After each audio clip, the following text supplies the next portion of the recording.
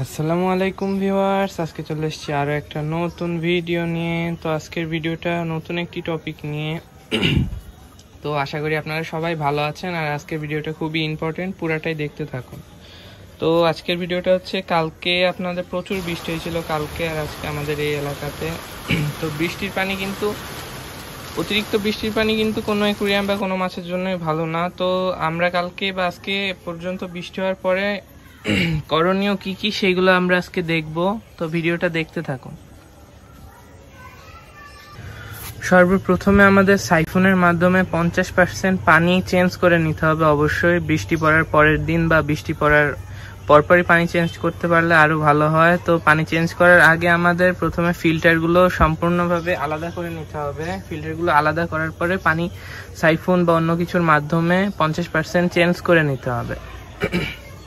তো চেঞ্জ করার সাথে সাথে আপনাদের তলার যেসব ময়লাগুলো থাকে সেগুলো ভালোভাবে পরিষ্কার করে নিতে হবে। এইভাবে পানি চেঞ্জ করে নেওয়ার পরে 50%, আর উপরে যতগুলো বৃষ্টির পানির সাথে ময়লা বা ঝড়ের সময় যেসব ময়লা থাকে সেগুলো সব ঝুড়ি বা অন্য কিছু দিয়ে পরিষ্কার করে নিতে হবে।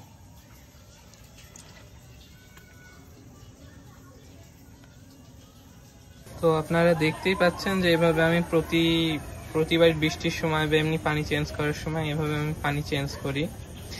আর বৃষ্টির সময় সাধারণত বৃষ্টির পানি হওয়ার একটা ক্ষতিকর দিক কি, সেটা হচ্ছে বৃষ্টির পানি প্রচুর অ্যাসিডিক পানি। আর এই অ্যাসিডিক পানি কোনো নর্মাল ব্রুড, বিশেষ করে যেগুলো লাইফ ব্যারিয়ার মাছ, সেগুলোর জন্য অনেকটাই ক্ষতিকর হয়ে থাকে। অবশ্য মাছ মারা যায় না, বাট মাছ অনেকটা সিক হয়ে যায়। আর বৃষ্টির সময় আপনাদের দুইটা টিপস দিব, সেটা হচ্ছে বৃষ্টির সময় আপনারা অল টাইম হিটার ইউজ করবেন, কারণ বৃষ্টির সময় পানির টেম্পারেচার হুট করে নেমে যায়, আবার রোদ পড়লে হুট করে উঠে যায়। এতে মাছের স্ট্রেসে পড়ে মাছ অসুস্থ হয়ে যেতে পারে। আর দ্বিতীয়ত হচ্ছে, বৃষ্টির সময় মাছকে কখনোই খাবার দিবেন না। হয় বৃষ্টির 3 ঘন্টা পরে খাবার দিবেন, না হয় মেঘ হওয়ার সময় বা বৃষ্টির আগে খাবার দিবেন। বৃষ্টির সময় মাছকে কখনোই খাবার দিবেন না। এবার আসি ফিল্টারের বিষয়ে। তো বৃষ্টির পানি পড়ার পর বা ঝড় বৃষ্টি হওয়ার পর ফিল্টারে প্রচুর পরিমাণে আমার ময়লা জমেছিল। তো এই ময়লাগুলো পরিষ্কার করার জন্য প্রথমে আমাকে মিথানল ব্লু দিয়ে ভালোভাবে পানিটা গুলিয়ে, তারপরে এই যে দেখতেই পাচ্ছেন কত ময়লা হয়েছে,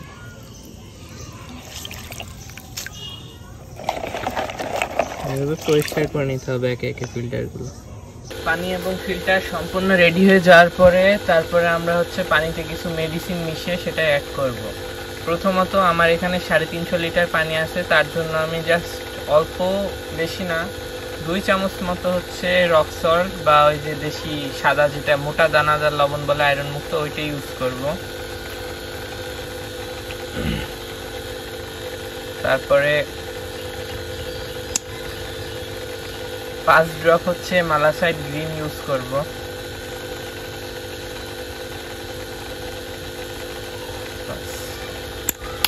একটু বেশি হয়ে গেছে অবশ্য। তারপরে হচ্ছে মিথানল ব্লু ইউজ করব। এটা হচ্ছে অনলি অল্প সামান্য ইউজ করব, বেশি ইউজ করব না।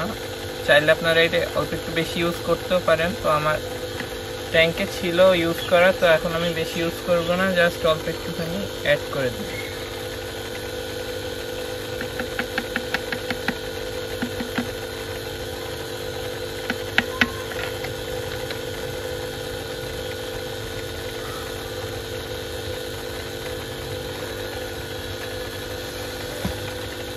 এরপর এটা ভালোভাবে মিক্সিং করে নিব।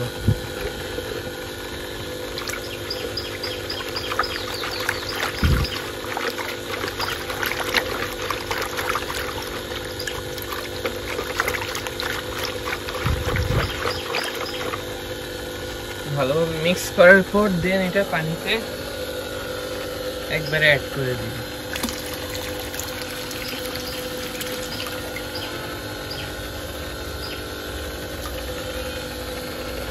আমার ট্যাঙ্ক মোটামুটি রেডি হয়ে গিয়েছে।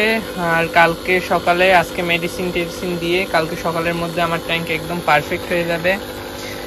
এ ধরনের ভিডিও যদি আপনাদের আরও ভালো লেগে থাকে তাহলে অবশ্যই লাইক অ্যান্ড সাবস্ক্রাইব করে পাশে থাকবেন। আর যদি কিছু জানার থাকে তাহলে অবশ্যই নিচে কমেন্ট করবেন, আর অবশ্যই শেয়ার দিবেন গাইস যদি আপনাদের এটা উপকারে লেগে থাকে।